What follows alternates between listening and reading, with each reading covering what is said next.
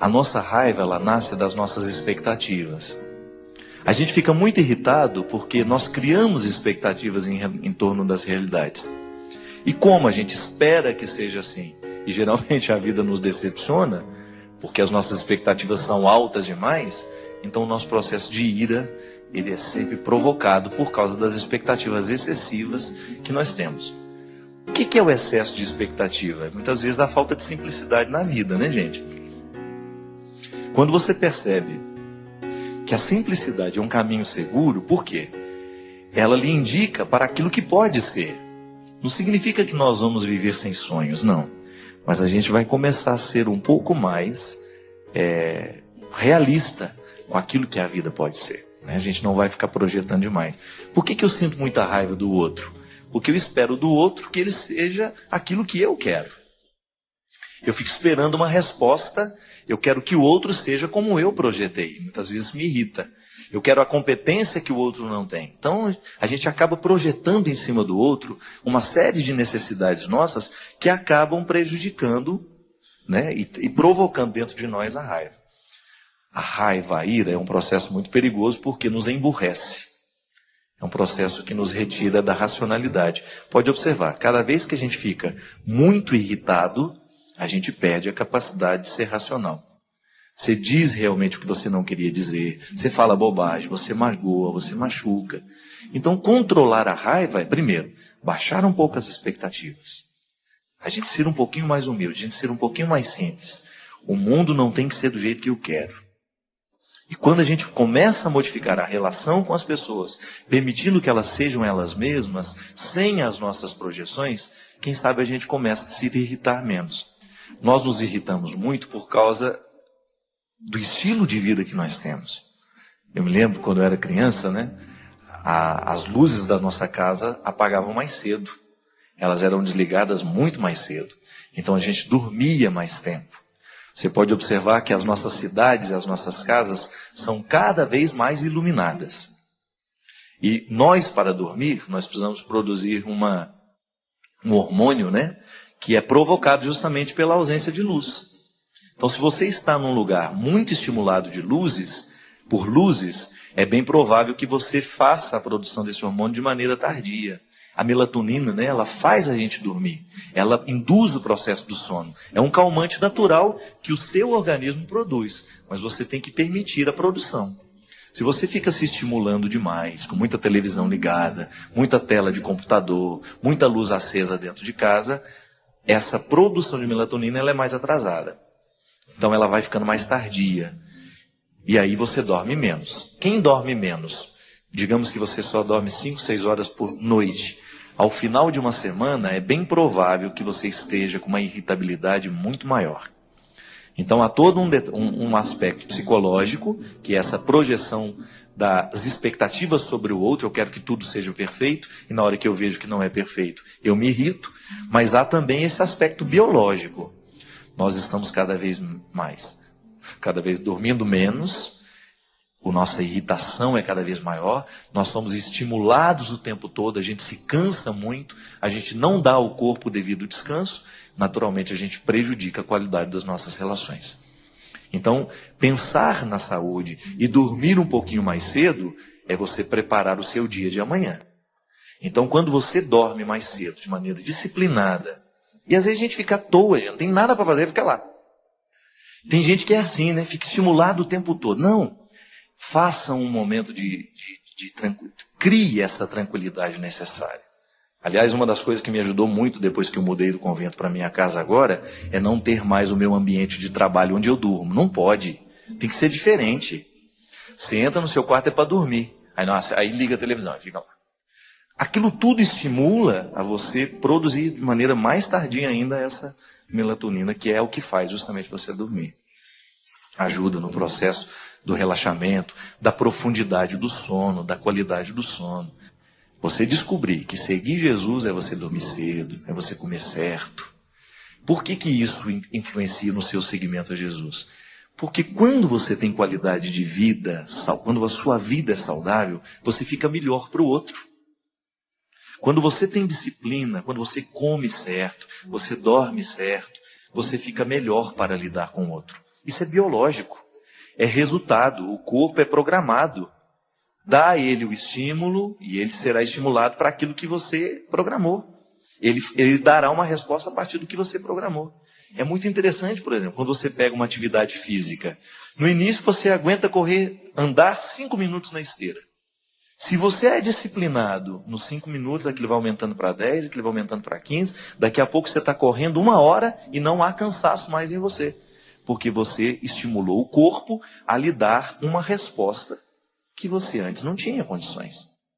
Então a vida é assim, ela é toda alinhavada. Eu estou irritado. É muito fácil dizer isso.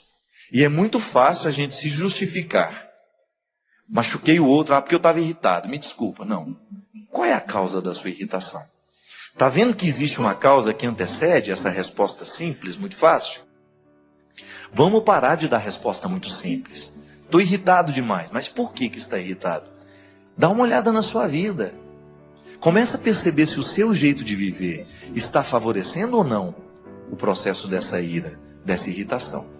E o Chalita já falou, de maneira muito interessante. A raiva nos deixa burros. Quando você está com raiva, você perde tudo. Você realmente perde as estribeiras, você fica ignorante. Não é por aí. Quando a gente eu, por exemplo, às vezes entro num processo de trabalho, eu faço de tudo para ir dormir o quanto antes. Terminou o evento, eu preciso dormir. Porque no outro dia eu tenho que enfrentar outro evento. Quando eu me disciplino para fazer as coisas, eu dou conta de fazer os 11 dias de evento. Se eu não tenho disciplina nesse processo, se eu fico até muito tarde, jantando e conversando, batendo papo, no outro dia eu não tenho qualidade para a minha evangelização. A vida é assim. Ou a gente se disciplina, ou daqui a pouco nós não estamos dando conta do que precisamos fazer. E essa disciplina, ela é tão necessária quanto a oração. É um conjunto, é alinhavado. O ser humano é um conjunto. Ele não pode ser analisado a partir de resposta muito simples. Então, se está muito irritado, procura descobrir o que você pode mudar na sua rotina. Toda vez que você passou pela experiência de esperar uma resposta, certamente o seu coração se encheu de ansiedade. É natural que quando a gente esteja esperando por alguma resposta, o nosso coração viva aquele processo de contradição. Estranho, né? Um processo estranho. Porque na contradição a gente esquece o que a gente é, a gente esquece o que a gente pode, e a gente acaba ficando na mão do outro. Esperar uma resposta do outro é muitas vezes a gente se colocar na mão do outro. É a gente depender do outro. É como você que fez uma entrevista para um trabalho que você muito precisa. Você fica na mão daquele que trabalha lá no departamento de pessoal da empresa e você acaba dependendo daquilo que ele achou sobre você. E é neste momento que entra a contradição dentro do nosso coração. Que por mais que a gente tenha segurança daquilo que a gente sabe, daquilo que a gente pode, sempre passa na nossa cabeça a possibilidade de que o outro não tenha conseguido ver o valor que a gente tem. Talvez no momento da entrevista você tenha ficado nervoso e aquilo tenha colocado entre você e a sua verdade um filtro. E infelizmente o outro que está ali do lado, avaliando o que você é, tenha percebido muito mais o seu nervosismo que a sua capacidade. Enfim, esperar por uma resposta é sempre um processo de preocupação, de ansiedade, porque a gente nunca sabe o que o outro verdadeiramente encontrou dentro de nós. E não são raras as vezes em que esse processo se instaura dentro de nós, porque às vezes a gente nem sabe qual é a resposta que nós estamos esperando. A vida é um processo de respostas o tempo todo, mas muitas vezes a gente não sabe o que é que a gente espera. Por isso algumas ansiedades tomam conta de nós. É como se a gente não soubesse o que vai acontecer, como é que vai ser, porque a gente ainda não sabe nem muito bem qual é a pergunta que a gente fez. Então, se a gente não sabe qual é a pergunta, fica difícil esperar uma resposta. E às vezes na vida, minha gente, nós encontramos pessoas que parecem que estão esperando uma resposta eternamente, por causa do processo da ansiedade que vive. Como se estivesse dependendo também constantemente de uma aprovação do mundo, como se estivesse constantemente dependendo de uma aprovação da sociedade, das pessoas com que convive. Mas é aí que entra a experiência do amor de Deus. Cada vez que nós fazemos uma experiência religiosa, nós estamos fazendo uma experiência que quebra o processo da contradição, que reorganiza, que traz uma nova harmonia ao coração. Religião é você religar as pontas que estavam desligadas. Quando nós estamos esperando uma resposta, de alguma maneira nós estamos com uma ponta desligada, porque a gente precisa que o outro venha atar esta parte da corda que se soltou. E o amor de Deus na nossa vida é justamente para colocar dentro de nós a reforma necessária, a cola necessária para fazer com que a ponta volte a se unir à outra que estava desligada. Por isso que quando a gente tem Deus no nosso coração, todo esse processo de espera da vida se torna mais harmonioso, menos angustiante. Ter Jesus no nosso coração é isso. É a gente começar a enfrentar o processo de perguntas e respostas que essa vida nos dá o tempo todo. É a gente enfrentar o processo das esperas de maneira mais equilibrada. Quem tem Deus no coração sabe esperar pelo tempo das coisas. É uma mágica? Não. É um processo de aprendizado constante. É um processo que nos coloca na luta por compreender aquilo que nem sempre a gente compreende com facilidade. Quando Deus entra no nosso coração, Ele traz calma. Com calma a gente analisa melhor a pergunta, com calma a gente espera melhor pelas respostas. Quando a gente olha devagar para a nossa vida, quando a gente olha sem muita pressa, a gente tem possibilidade de enxergar os detalhes que a pressa não nos deixa. Quando a gente olha com calma e sem pressa, a gente tem a oportunidade de perceber melhor a realidade. E aí aquelas angústias que são naturais deste processo de espera vão por água abaixo ou ficam amenizadas. Quando nós esperamos uma resposta de alguém que não nos conhece, a nossa ansiedade é dobrada. Mas quando nós sabemos que aquele que vai nos dar as respostas nos ama, fica diferente. Quando nós entendemos a vida como um processo de resposta de Deus na nossa história, a gente começa a ficar mais tranquilo. E por isso o amor de Deus tem o poder de nos transformar, colocando calma dentro de nós, serenidade, harmonia. Porque se eu espero por alguém que me ama, eu tenho certeza que a resposta que aquele que me ama vai me dar será sempre favorável para a minha vida. Confie no amor de Deus. Que isso não seja uma teoria na sua vida, não. Confiar no amor de Deus lhe devolve essa serenidade que você precisa para viver. Saber que Deus está cuidando da melhor resposta e vai responder de um jeito que lhe será favorável. Deus não é seu inimigo. Deus não é um opositor à sua felicidade. Deus não é alguém que está de olho nos seus defeitos para lhe punir. Não, não é isso. Deus não está muito interessado naquilo que você fez de errado, porque isso que você fez de errado só pode ter valor se você usar a seu favor. Não é para punir, não é para nos colocar na culpa, não. É para despertar dentro de nós o desejo de vitória. Eu uso aquilo que me foi desfavorável para o meu crescimento. Essa é a resposta que Deus nos dá. Deus nunca tem uma resposta de condenação. Porque a condenação ela só é possível para quem já terminou. Para quem já morreu, para quem já não quer mais nada, para quem já não está esperando mais nada. Mas para nós que estamos vivos, mesmo que portadores de inúmeros defeitos, a salvação é a única realidade a ser anunciada. E aí, hoje nessa noite nós não temos outra coisa a lhe anunciar senão isso. A resposta que Deus tem para você, seja ela qual for, pode ter certeza, é favorável a você. Está a seu favor. É para o seu crescimento. É para a sua felicidade.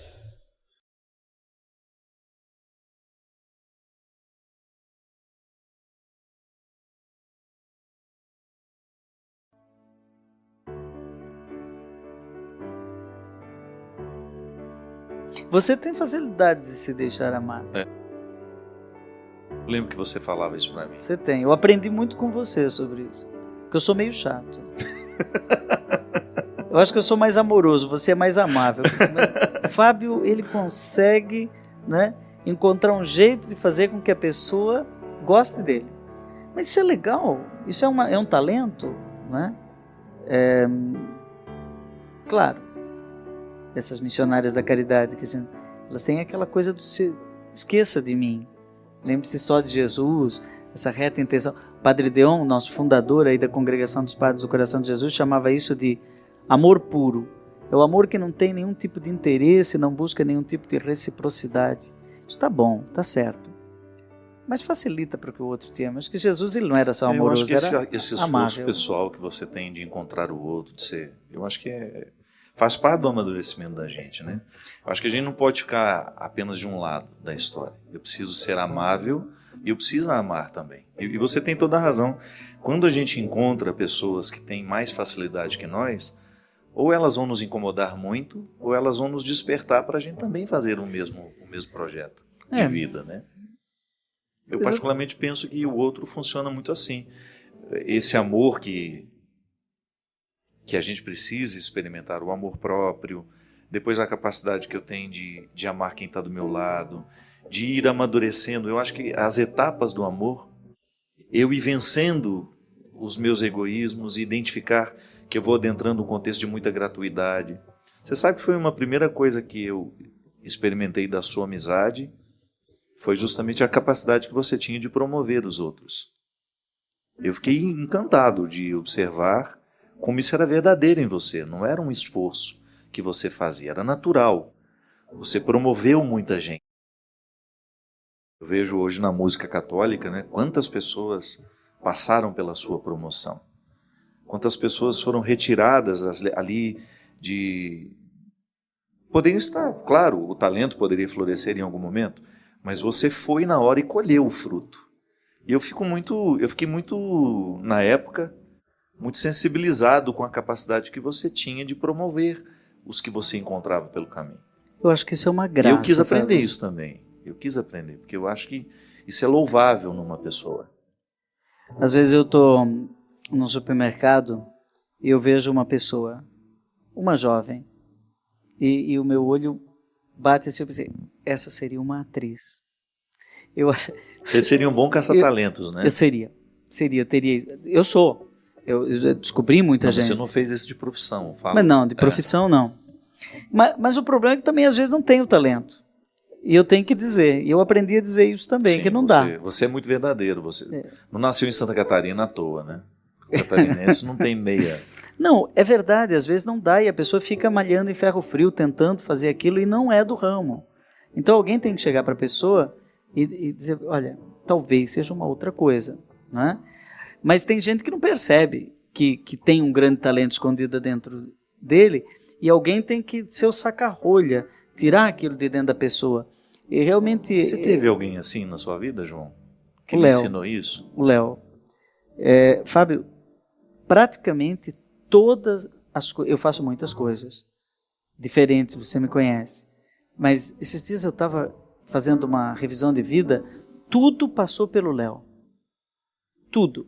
O primeiro retiro que eu preguei, primeira vez que eu ouvi falar de renovação carismática foi com o Léo. Ele não conseguiu converter ninguém no noviciado, mas me mostrou o que era a experiência da vida segundo o Espírito na renovação carismática, que foi uma grande bênção na minha vida, sempre. Quando meu pai faleceu, foi ele que me levou para a primeira viagem de avião, que eu morri de medo de andar com ele na Dutra, porque ele andava muito rápido, e de andar de avião, primeira vez foi com ele. Primeiro livro, foi ele que me levou lá dentro das edições Loyola, do antigo falecido, saudoso. Cantar em Espírito e Verdade. Não Cantar em Espírito e Verdade. Ele tinha feito um livro aqui pela editora Santuário, Contatos Imediatos e Imediatos de Frei Leão. Ninguém nunca vendeu nada. Eu lembro desse foi um fracasso. Ninguém podia imaginar que... O primeiro livro dele que vendeu foi Tocar o Senhor, né? Que foi pela Loyola com o Padre Galache. Primeiro disco. Primeira vez que eu entrei num estúdio foi com o Léo. Né? E assim eu poderia te contar um monte de coisas. Eu não sabia disso. Tudo. Tem gente que pensa que foi o Padre Zezinho. Né? O Padre Zezinho é meu grande irmão. Moramos juntos, brincamos e brigamos todo dia. Né? Comemos o mesmo feijão. E fazemos música junto. Ele está muito bem. Né? Gravando agora uma opereta, um musical sobre Nossa Senhora Aparecida para os 300 anos da imagem. Muita gente pergunta como é que ele está com as doenças, AVC. Está bem. Continua genial. Pode dizer genial e genioso. Todo gênio é genioso. Genial e genioso. Essa eu não devia ter falado, né? Ninguém é talentoso. Mas eu pronto falei, né? Ninguém é talentoso impunemente. Não é? Mas desse jeito.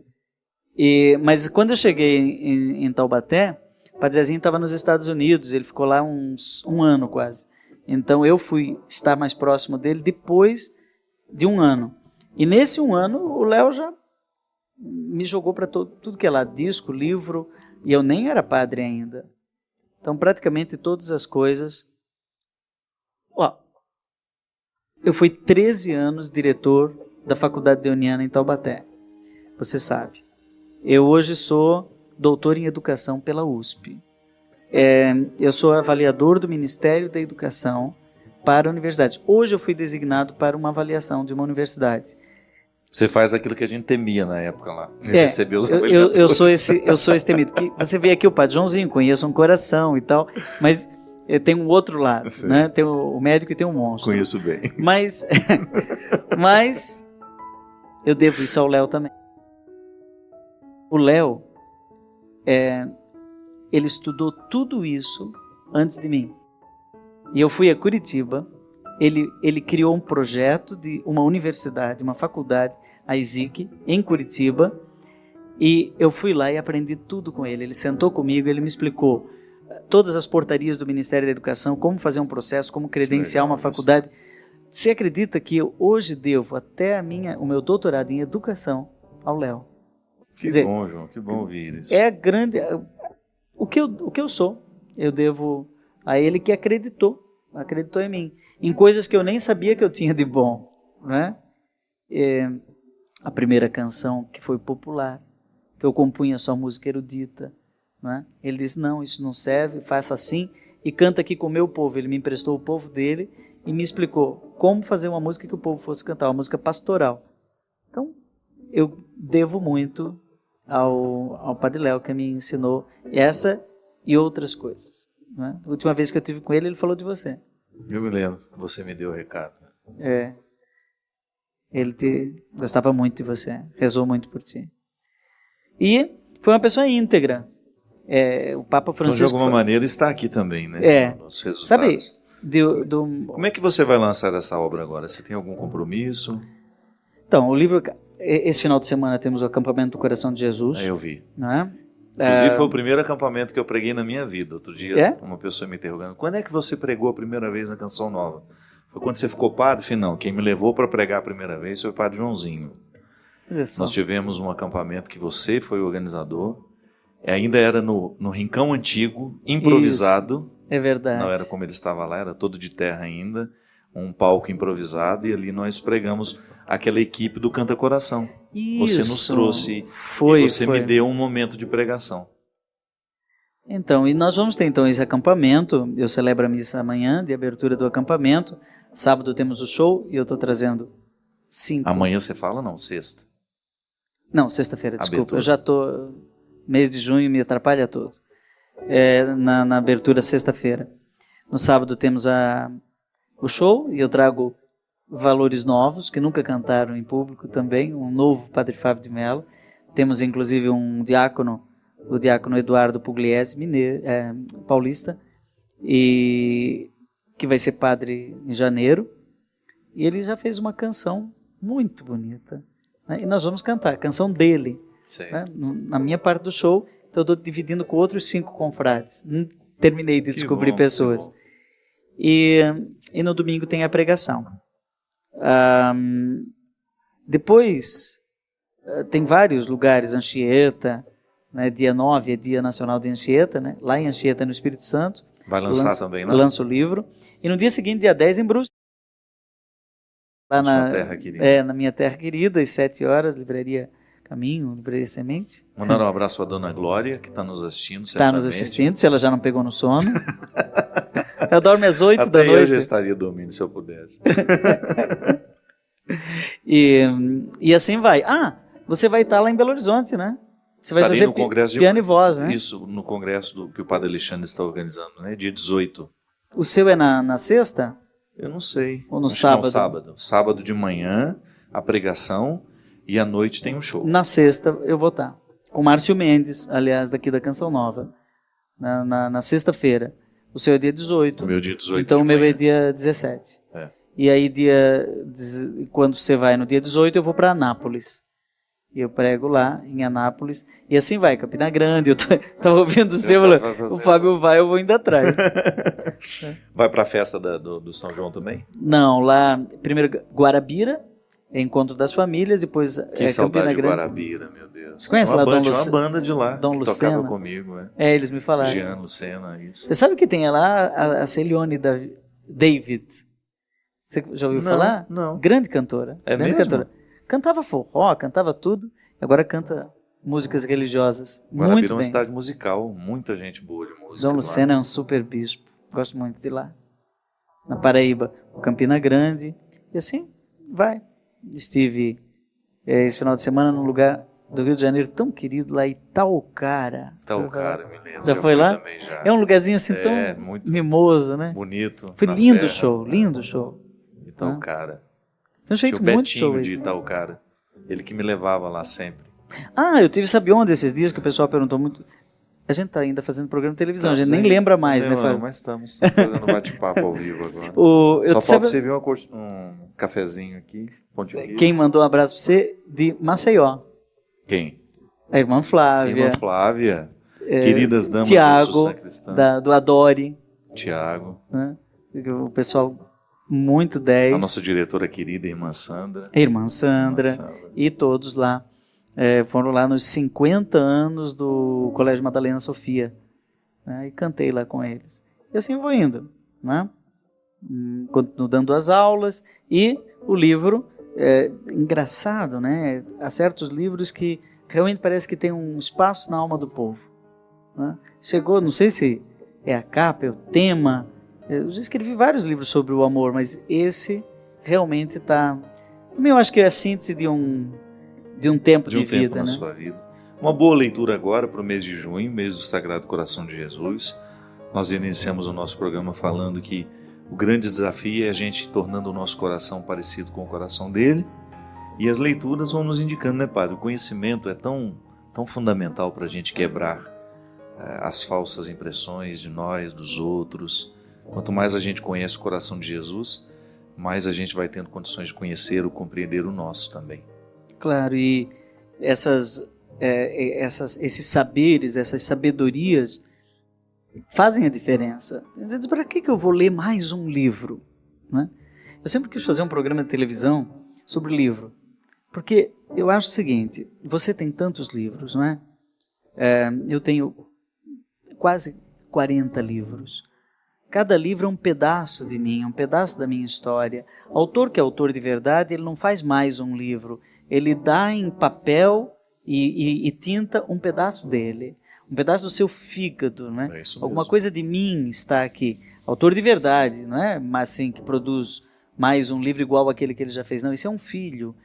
E quando a pessoa vai ler um livro, uma pessoa me disse uma vez, olha, eu quero agradecer muito porque você economizou um monte de tempo na minha vida que eu ia precisar para descobrir todas essas coisas. Verdade. Você pesquisou para mim. Atalho de caminho, né? Atalho de caminho. Por isso vale a pena. Eu não sei se você está observando isso, mas hoje os livros, as pessoas estão lendo, eu acho que estão lendo mais. Hoje saiu uma pesquisa dizendo que o mercado religioso cresceu. O que mais vende hoje no Brasil é o mercado religioso. Livros religiosos. Isso pode ser bom e pode ser ruim também, claro, depende do que os religiosos estão se dispondo a escrever. Mas um autor consistente como você, que tem o que dizer, será sempre salutar na educação religiosa desse povo. E um livro, você quando lê um bom livro, aquilo muda a sua vida, muda a sua perspectiva. Há saberes que eram insuspeitos, você não percebia aquilo. É como Paulo, né, foi falar com Ananias depois que caiu no caminho de Damasco, ele estava cego, e aí caíram as escamas. Aí ele... Isso é tão interessante, né? Agora eu entendi. Eu tive um professor em Roma que dizia que da escola de Gamaliel, o Estevão, que era o outro aluno de Gamaliel, já tinha sacado o negócio. Que Jesus Cristo, Jesus Cristo vive em nós.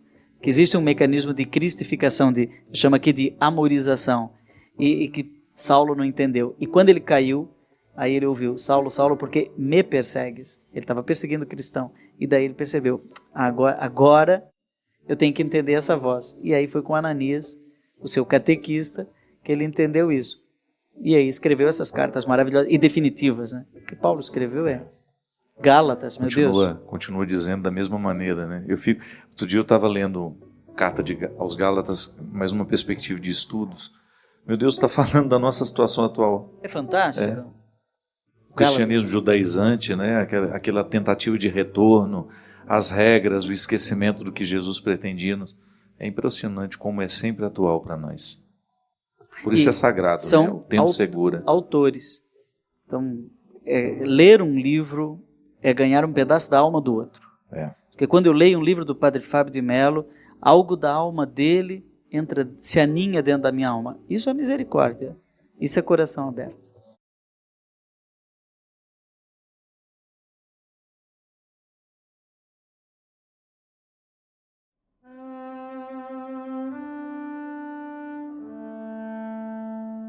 Padre Fábio, boa noite. O que fazer com tanta falta de humanidade? Por que os corações hoje são tão vazios? Por que estamos tão carentes do amor ao próximo? É tão triste perceber isso. Porque essa semana a gente viu tantas outras notícias também mostrando esse desamor, né? É lamentável, né, que a intolerância esteja tão à flor da pele, né? De repente as pessoas estão na rua, são agredidas covardemente até chegar à morte. Pessoas que às vezes saem para poder se divertir. Não entro nem no mérito da questão, como é que buscam essa diversão, mas ninguém sai de casa para morrer, né? É que as coisas vão acontecendo, às vezes os nossos valores estão tão invertidos, minha gente. É tão difícil hoje a gente ver a juventude não sendo capaz de aprender esse amor. Ainda agora estava vendo também a reportagem lá no Morro do Alemão. O processo de pacificação tem acontecido, graças a Deus. Aos poucos a vida foi voltando ao normal naquele lugar. Agora ontem tiveram umas imagens de um helicóptero, que parecia que estava tendo também mais um assalto, uma tentativa de uma pequena confusão, e quando foram se aproximar eram crianças brincando com armamentos de plásticos, feitos por eles mesmos, né? Aí fiz essa associação às imagens que estão mostrando lá do Paquistão. Paquistão não, Afeganistão, não, Paquistão, né? Onde foi o Bin Laden morto, né? Aí estava mostrando as crianças com as armas.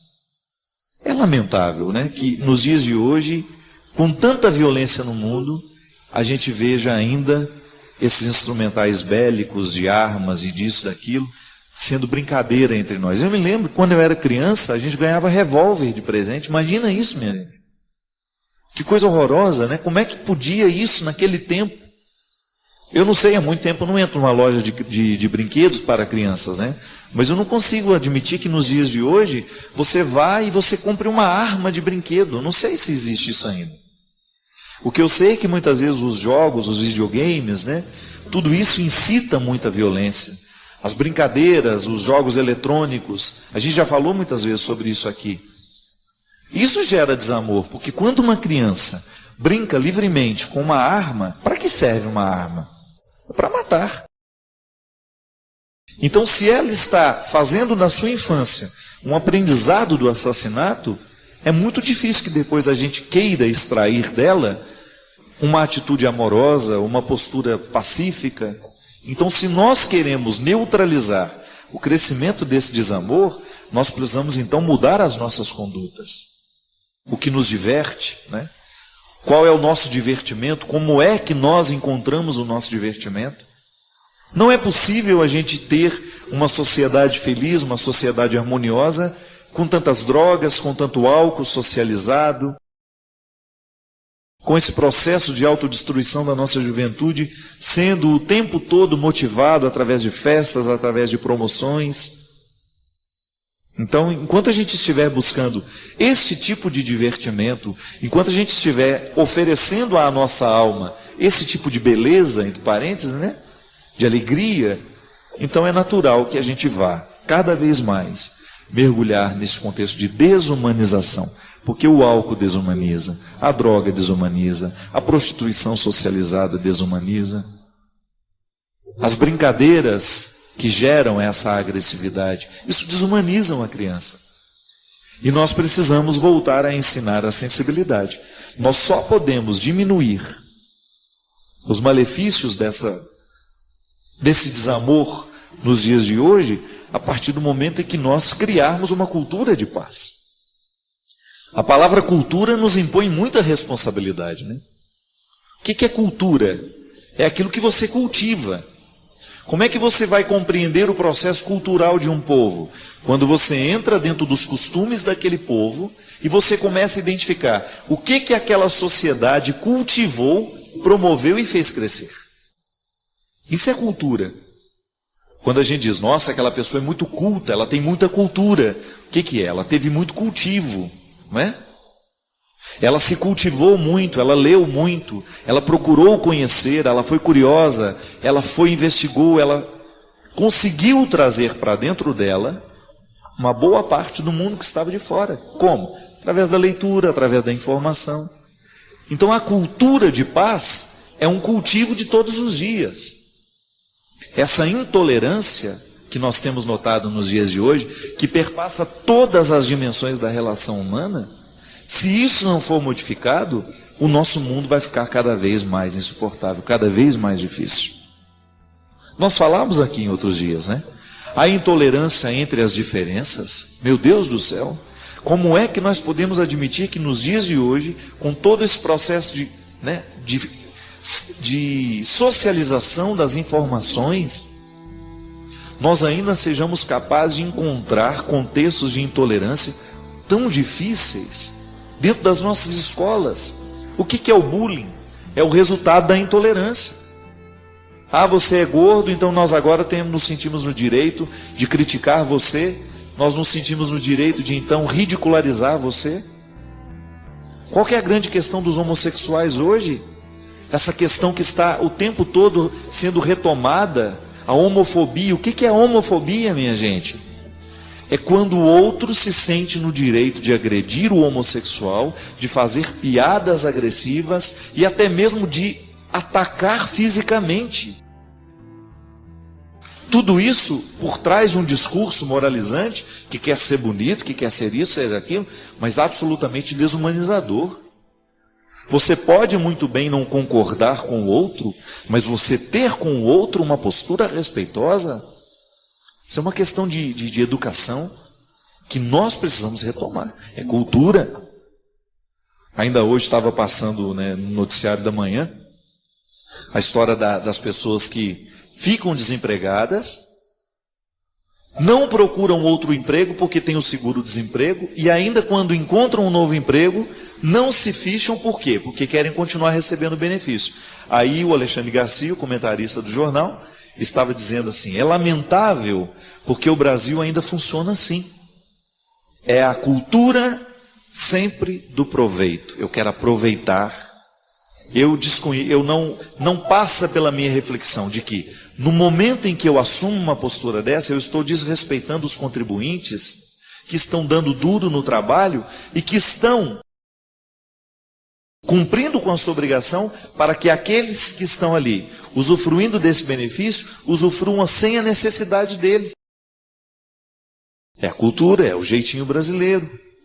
Essa falcatrua toda que nós estamos vendo o tempo todo, essa semana, é lamentável a notícia que nós vimos sobre a merenda escolar no país. O que é aquilo? É o jeitinho brasileiro. A gente superfatura aqui e a gente pega o dinheiro por baixo dos panos. Aí o dinheiro que era para beneficiar as nossas crianças dentro das nossas escolas, vai ser desviado para a canalice de muitos políticos. Por quê?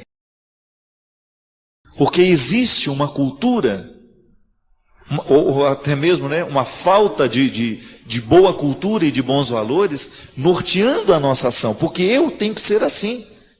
Para eu fazer com que essa cultura do bem prevaleça no mundo, eu tenho que usar do microespaço das minhas decisões. Então eu estou aqui, eu tenho a possibilidade de ter um relacionamento direto com o Christian, digamos que ele é meu amigo, que ele é meu irmão. É com ele que eu preciso exercer todos os princípios que eu acredito que darão certo para o mundo inteiro. Se eu não sou capaz de aplicar nas pequenas coisas o bem que eu quero para o mundo todo, depois eu não tenho o direito de querer esse bem. Porque a transformação acontece aqui.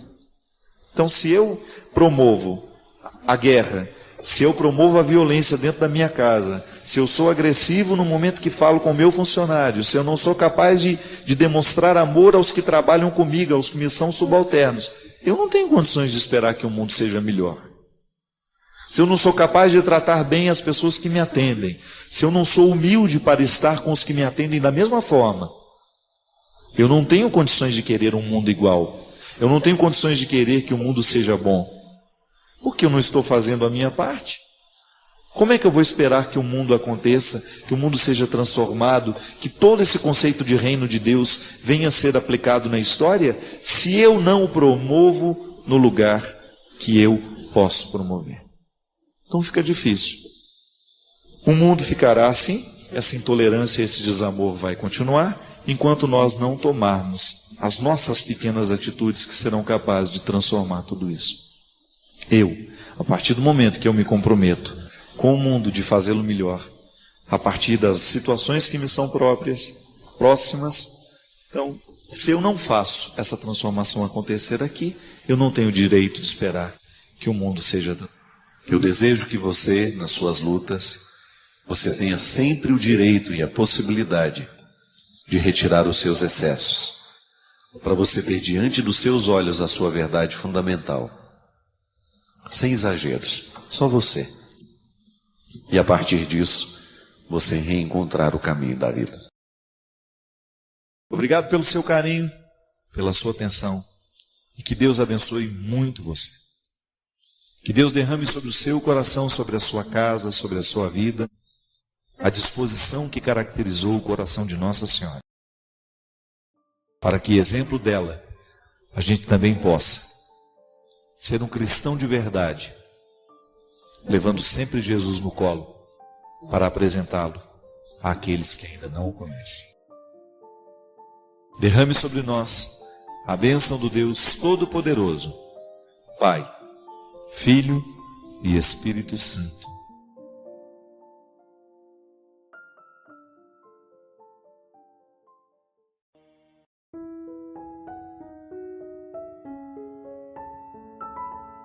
Essa carta aqui é muito triste. Eu não sei nem que dia que ela me foi enviada. Hoje eu estava arrumando gaveta, passei o dia jogando fora um monte de coisa e encontrei muitas cartas que eu confesso que não tinha lido ainda. Essa é uma delas.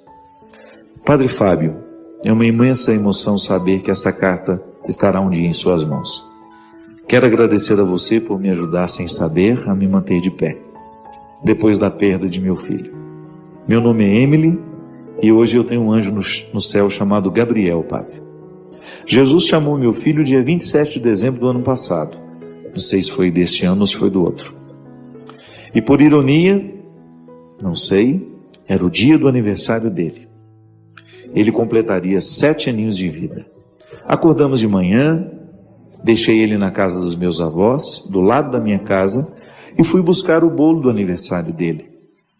Quando a minha amiga me entregou o bolo, recebi a ligação da minha avó dizendo que ele estava passando mal e que era para eu ir, porque parecia um quadro sério. Foi levado para o hospital e eu corri para lá. Padre, vi meu filho ser tirado do carro nos braços do enfermeiro, estava desmaiado, com a boca roxa e a sola dos pés também. Meu filho teve um infarto fulminante aos 7 anos. Padre, a dor no meu peito era como uma queimadura, ardia, queimava. Fizeram tudo no hospital da minha cidade, tentando trazer o meu filho de volta, mas sem sucesso. Segui, Padre, todo o ritual do velório, agarrado a ele, até o momento do enterro. É como se Jesus me carregasse em seus braços. Amigos foram à minha casa, me retiraram tudo do armário, que eu mesma sempre preparei com tanto carinho. Meu menino, meu amigo, meu companheiro e meu filho. Éramos apenas eu e ele, Padre. O pai não morava conosco. De lá para cá, segui minha vida, com fé que sempre tive em Deus, acompanhando o seu programa de direção espiritual, e por incrível que pareça, como o Senhor contou, vários relatos de mães que pedem seus filhos e nos diziam em imenso conforto o que fazer e como seguir. A Canção Nova me ajudou, e em especial o Senhor também. Sempre fui muito católica, de enorme fé em Deus. Deus, na sua infinita misericórdia, me carrega nos braços. Tenho certeza, Padre, que vou estar com meu filho um dia. Escreva essa carta, onde essa amiga Gabriele que lhe entrega, e te peço oração por ela, que me ajuda com uma quantia todo mês, para pagar uma psicóloga que tem me ajudado muito. Te peço de coração que ore por mim, por meus pais, José Cláudio e Dine, pois eles estão parados no tempo, embora sejam fiéis a Deus. O fim do ano se aproxima, e no dia 27 de setembro fica no meio das das datas festivas mais significativas. Eu estou com medo, Padre, de sentir tudo de novo. Mas enfim, enquanto eu viver, essas datas estão aí e eu terei de enfrentá-las. Obrigado por tudo, sua bênção, meu amigo. Que Deus o abençoe cada vez mais. Emily. Minha filha, eu sei, não tenho ideia se essa carta me foi enviada no ano passado, eu creio que não. Acho que ela me foi enviada em 2014. Os sofrimentos, eles não envelhecem, né? Eu tenho certeza que você continua o seu processo de luta, libertar-se da perda, da mesma maneira como nós também precisamos libertar o nosso coração de tudo aquilo que um dia amarrou, que nos impediu de ir além, porque as dores nos paralisam, os sofrimentos nos paralisam, as mortes nos paralisam. E você, Emily, com certeza precisa enfrentar diariamente o livramento que Deus lhe proporciona através da sua força. Mas é uma tarefa humana difícil de ser vivida. Não é fácil sepultar um filho, não é fácil sepultar alguém que a gente ama, porque nós temos muitos limites. Limites que nos dificultam a viver o luto, a compreender o sofrimento, faz parte de nós. Também você, que também enfrenta as suas lutas diariamente, que precisa acomodar o sofrimento para a vida continuar. Nada é como a gente, as coisas não acontecem como a gente determina. Nós não somos os senhores do tempo. Hoje estamos aqui, amanhã não estamos mais. Hoje temos as pessoas que nós amamos, amanhã não temos mais. E a gente precisa ser livre para compreender isso. A gente precisa se libertar de tudo aquilo que o passado nos prende, nos escraviza e que muitas vezes nos impede de ver a graça do momento presente. Ou então às vezes estamos amarrados no futuro, né, que a gente nem sabe se vai ter. Boa parte da vida a gente perde assim, amarrados no passado ou no futuro. Pouco sobra de nós para o presente. E é por isso que fico sempre muito encantado com essa capacidade que Jesus tinha de acordar as pessoas para o momento presente. É o que nós muitas vezes precisamos. Acordar a nossa consciência para compreender o momento presente. O passado pode até nos ensinar, o futuro pode até nos motivar, mas quem deve nos determinar é o momento presente. É isso que eu lhe desejo, que o seu presente seja como o da Emily, apesar de sofrido, cheio de força, de coragem e de resistência. Já parou para pensar que sua vida pode ser um evangelho também? Mesmo que ela nunca seja proclamada nas nossas liturgias, mesmo que não seja a leitura de domingo, pensar que a sua vida é um evangelho que hoje está evangelizando alguém. Pode ser que não dê tempo de você falar de Jesus para alguém. Pode ser que não dê tempo de você abrir a Bíblia, falar, pregar, falar dos profetas. Pode ser que não dê tempo. Mas as pessoas estão de olho em você. Quando olham para o seu jeito de viver, quando olham para o seu jeito de falar, quando olham para o seu olhar, quando é atendido por você lá na loja que você trabalha, lá no seu estabelecimento comercial, ou quando você presta serviço a alguém através do conhecimento que você tem. Quando você empresta o seu saber, assim como o médico empresta o seu saber para curar a doença de alguém. Esse é o evangelho que o mundo precisa, minha gente. E é esse evangelho que vai convertendo as pessoas, é esse evangelho que vai tendo o poder de mudar a vida das pessoas, porque elas vão vendo que o Cristo que aconteceu em nós também pode acontecer na vida delas. Porque quando a gente encontra uma pessoa feliz e realizada, de alguma maneira a gente começa a prestar atenção no que ela fez para ser assim. Tem gente que até tem inveja dos outros por causa disso, né? Presta atenção no que o outro fez para conseguir o que conseguiu. Mas esta inveja você não precisa ter, porque este crescimento pessoal você pode alcançar todos os dias. Esta oportunidade de fazer a sua vida um evangelho, um ensinamento, uma vida verdadeira, todos nós temos. Basta a gente prestar atenção no que a gente escolhe e como a gente vive. Partilhe o evangelho de hoje, que é a sua vida. Mesmo que esse evangelho hoje seja marcado por tristeza, não importa. O evangelho, para ser verdadeiro, ele tem que ter cruz, ele tem que ter calvário, ele tem que ter ressurreição, ele tem que ter bodas de Caná, ele tem que ter ressurreição de Lázaro. E você pode ter certeza que em todos estes aspectos, em todas essas histórias nós nos localizamos.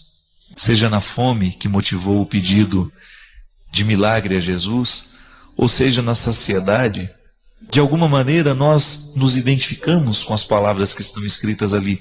O Evangelho foi escrito há tantos anos atrás, mas ele é para nós. É palavra dita a nossos ouvidos. E quando a gente escuta, a gente pensa, a gente vive isso também. Hoje eu estava fazendo uma música de manhã, cuja motivação era essa.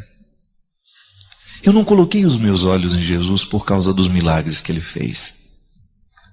A mim não importa se o mar abriu, se não abriu, se ele caminhou sobre as águas. A mim não importa se ele multiplicou o pão, se multiplicou o peixe. A mim não importa se ele ressuscitou os mortos. Porque na metáfora da minha vida, eu posso lhe garantir que não foram poucas as vezes que nos mares da minha vida, Deus me ajudou a andar sobre as águas. Este milagre aconteceu em mim. Então eu não preciso palpar esta realidade. Eu não preciso saber que Jesus andou sobre as águas. Isso para mim é desnecessário. Ele me faz andar sobre os mares da minha vida. Quantas vezes, minha gente, situações em que eu pensei que eu ia submergir, que eu não ia sobreviver, por causa do poder de impacto que a vida tinha sobre mim naquela hora, pelo poder de tristeza que a vida tinha sobre mim naquela hora, pelo poder de decepção, de derrota. Quantas vezes você também foi impactado pela vida, assim como aquela pequena cidade foi impactada por um maremoto? E você passou tranquilo, sofrendo, mas nada lhe fez retirar do rumo. Então você também pode, como eu, dizer que você não precisa da prova concreta que Jesus tem andado sobre as águas. Ele lhe fez andar naquele momento de dificuldade. Nós não precisamos da prova de que Jesus tenha multiplicado os pães e os peixes. Quantas vezes na experiência de fome, fome de amor, fome de afeto, fome de atenção, de olhar, Deus também multiplicou isso em nós através de uma única pessoa que nos amava. Quando você pensava que você não tinha ninguém mais na vida e de repente os seus olhos descobriram uma única pessoa que representou uma multidão para você naquela hora. Porque às vezes nós temos uma multidão ao nosso lado e mesmo assim a gente ainda se sente só. E às vezes, quando nós temos a única pessoa e a pessoa certa, é como se nós tivéssemos uma multidão nos ajudando a viver aquele momento. Isso não é teoria. Você sabe na prática que existem pessoas que têm o poder e o dom de serem como uma multidão. Ocupam os espaços do coração da gente. Chegam e parece que já não falta mais nada. Chegam na nossa vida e a gente tem a sensação de que já não nos falta absolutamente nada. Às vezes não são pessoas muito grandes, não. Quantas vezes na experiência de você pegar uma criança, um neto, que nem sabe falar ainda, só sabe olhar para você. Nem sabe qual é o grau de parentesco que você tem com ele. Ele só sabe que você o ama, pelo jeito como você o pega, pelo jeito como você fala com ele. Ele se sente seguro nos seus braços. Quantas vezes aquele netinho que você pegou no braço, no colo, representou um mundo inteiro, um balaio de felicidades, que há tanto tempo você não experimentava na vida, e olha que ele não te deu absolutamente nada. O que uma criança de 1 ano, 2 anos pode dar a gente? Quase nada. É que, na verdade, no momento em que a gente pega no colo, é como se ela despertasse dentro de nós coisas antigas que ficaram adormecidas, coisas boas, sentimentos bons. Assim como a felicidade vem, de repente você não sabe que está vindo, não sabe por que veio. É a vida e sua capacidade de ser generosa. É Deus multiplicando o nosso pão. É Deus saciando a nossa fome. É Deus molhando os nossos lábios no momento da nossa sede. Com amor. Porque não há um jeito mais bonito de Deus se fazer presente na vida da gente, senão através das pessoas que nós amamos. Isso é o que há de mais concreto, carnal, experiencial. É Deus humano acontecendo em nós. Assim como hoje nós podemos celebrar a presença real dele na Eucaristia. Nós também podemos celebrar a presença real de Deus no amor que nós amamos e no amor que nos ama. As pessoas que fazem parte da nossa vida, na nossa casa, por mais dificuldades que nós tenhamos, é o corpo de Cristo, presente, atuante em nosso meio através do amor que nós amamos.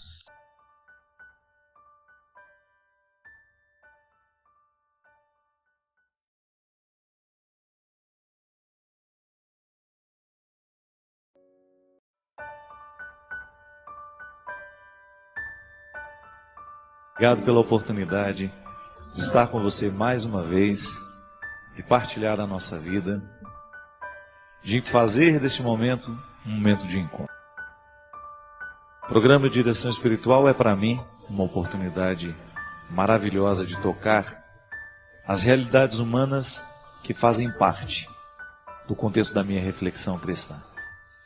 Me sinto muito feliz pela oportunidade de estar aqui e de saber que você está em comunhão comigo. Muito obrigado.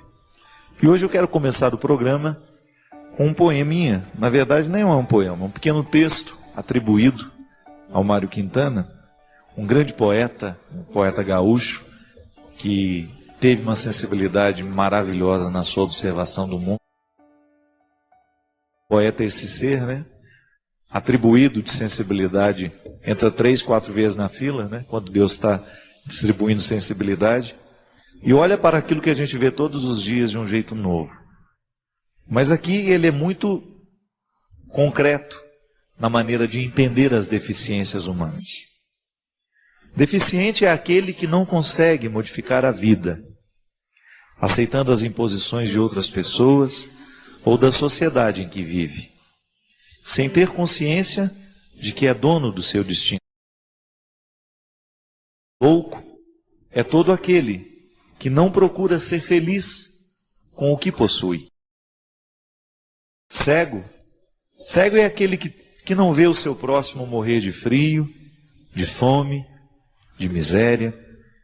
É aquele que só tem olhos para os seus míseros problemas e pequenas dores. Surdo.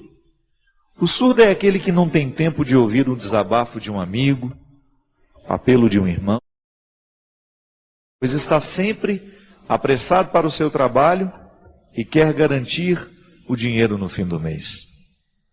Mudo é aquele que não consegue falar o que sente e se esconde por trás da máscara da hipocrisia. Paralítico é quem não consegue andar na direção daqueles que precisam de sua ajuda. O diabético é aquele que não consegue ser doce. E o anão é aquele que não deixa o amor crescer. Mas finalmente a pior de todas as deficiências é ser miserável.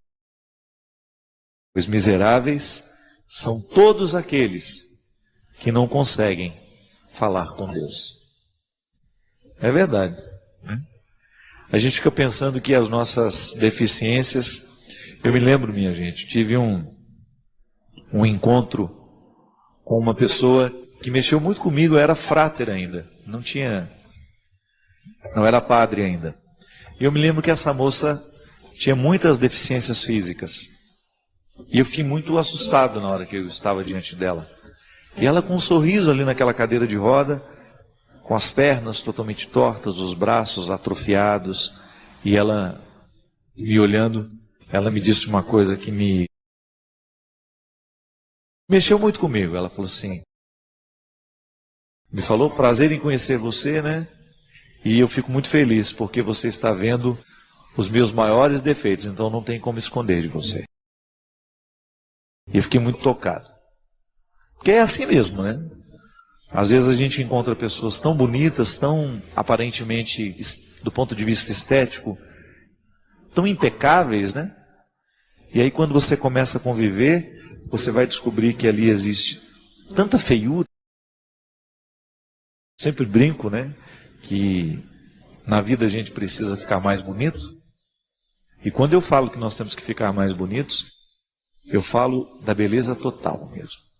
Eu acho que se você precisa se cuidar, se você precisa dar um jeito em você, se você quer emagrecer, se você tem um projeto de ficar mais bonita, que junto com esse projeto de você ficar mais bonita esteja também a sua preocupação em ter cada vez mais uma alma dotada de beleza, porque é isso que faz com que a gente queira ficar por perto.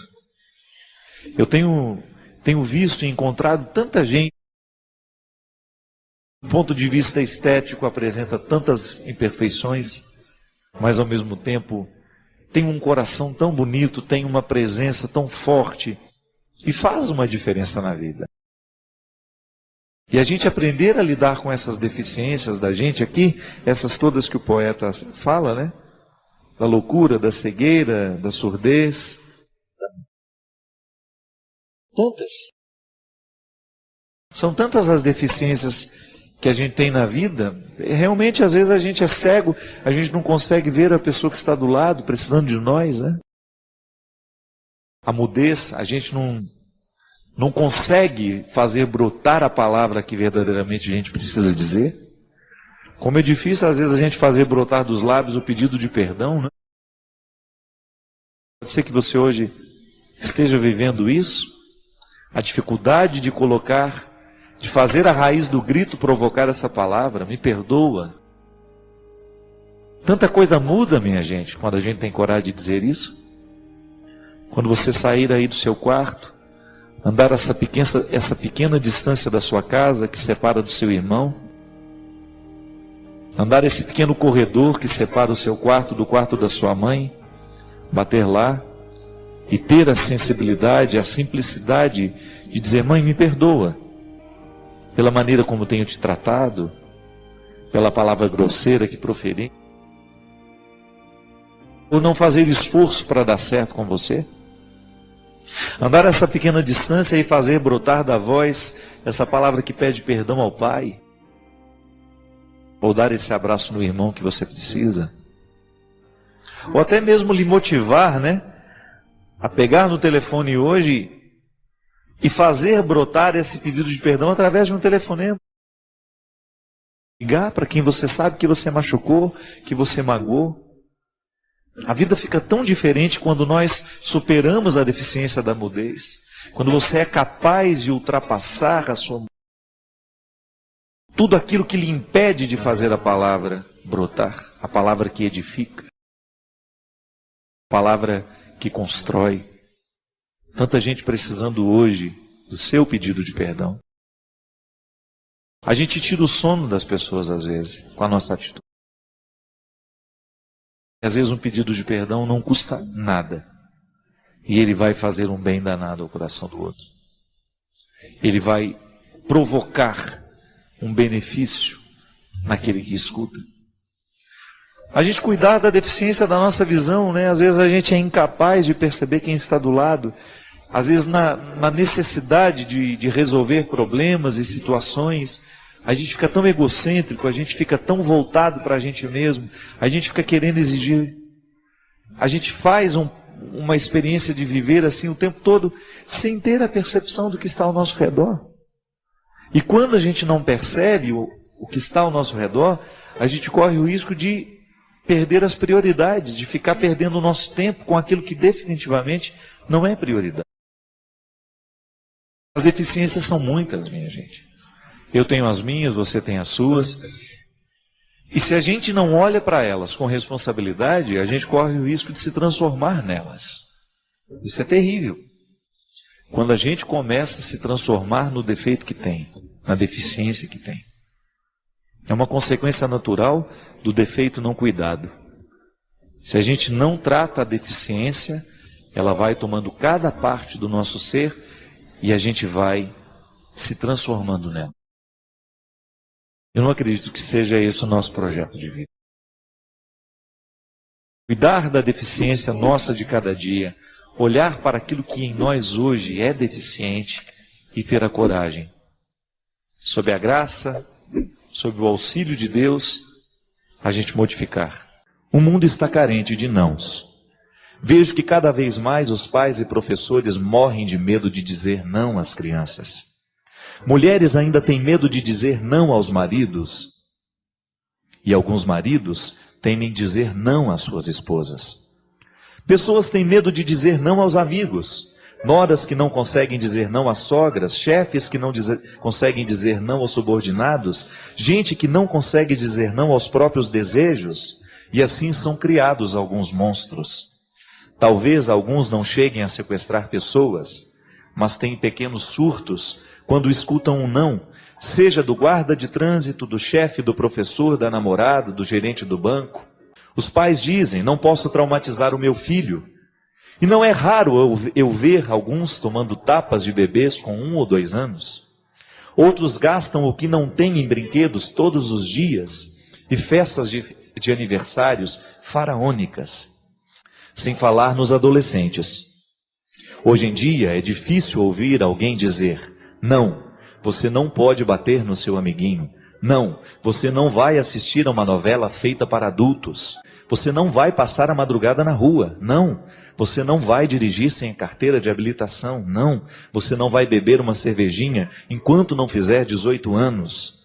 Não, essas pessoas não são companhias para você. Não, hoje você não vai ganhar brinquedo ou comer salgadinho e chocolate. Não, você não vai faltar na escola sem estar doente.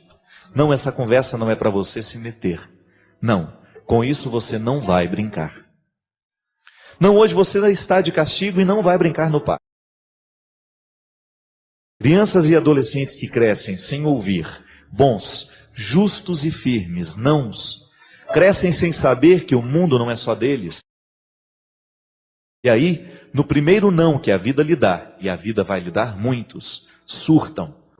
Não estou defendendo a volta da educação rígida e sem diálogo. Pelo contrário, eu acredito piamente que crianças e adolescentes tratados com amor real, sem culpa, tranquilo e livre, conseguem perfeitamente entender uma sanção do pai ou da mãe, intuem que o amor dos adultos pelas crianças não é só prazer, mas é também responsabilidade. E quem ouve uns nãos de vez em quando, também aprende a dizê-los quando é preciso. Acaba aprendendo que é importante dizer não a algumas pessoas que tentam abusar de nós de diversas maneiras, com respeito e firmeza, mesmo que sejam pessoas que nos amem. O não protege, o não ensina, o não prepara. Por mais que seja difícil, eu tento dizer não aos seres humanos que cruzam o meu caminho quando acredito que é hora. E tento respeitar também os nãos que recebo. Nem sempre consigo, mas tento. Acredito que é aí que está a verdadeira prova de amor. E é também aí que está a solução para a violência cada vez mais desmedida e absurda nos nossos dias.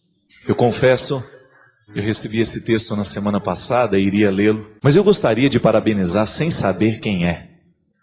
Mas ela se propôs a fazer uma reflexão, gente, absolutamente válida para os dias de hoje. Minha gente, cada vez mais eu me convenço, e eu falo até aqui no meu livro do sofrimento, que as grandes tragédias, elas são alimentadas aos poucos. Grandes tragédias acontecem a partir de pequenos descuidos. É interessante que uma tragédia, quando ela acontece, ela é uma junção de uma série de pequenos detalhes que foram desconsiderados.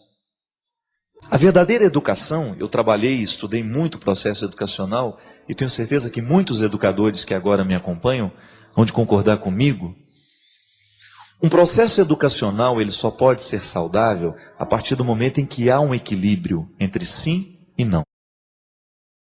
Não estou querendo propor um modelo educacional repressivo, coercitivo, que venha impor pela força do grito, que venha proibir tudo aos filhos, não. Mas o que essa psicóloga está propondo é que a gente assuma a responsabilidade na hora certa, para que depois a gente não seja responsabilizado por coisas piores, por coisas trágicas. Hoje, minha gente, o grande desafio nosso como pais e mães, como educadores, como pessoas que de alguma forma têm a possibilidade de interferir no processo social, é a gente educar as pessoas para o limite, para a situação em que todos nós teremos que enfrentar, em que a vida vai nos oferecer um não. Nós não podemos encontrar uma pessoa que foi feliz e que foi realizada, que só encontrou sim pela vida, muito pelo contrário. Aliás, eu acredito que uma pessoa ela vai se tornando interessante à medida em que ela vai conseguindo vencer as adversidades que encontra. Ninguém nasce pronto. Nós não temos a possibilidade de ter uma vida pronta, um mundo ordenado, se a gente não passa pela experiência de produzi-lo. E um filho é um empreendimento que precisa o tempo todo ser talhado como se fosse mesmo uma escultura, a partir deste formão humano, desta ferramenta que se chama amor, que dá 2 golpes. O amor é uma ferramenta que dá 2 golpes, para permitir e para negar. Engana-se aquele que pensa que o amor é uma ferramenta que só dá o golpe da permissão. Não. O amor dá o golpe da permissão, mas ele também dá o golpe da negação.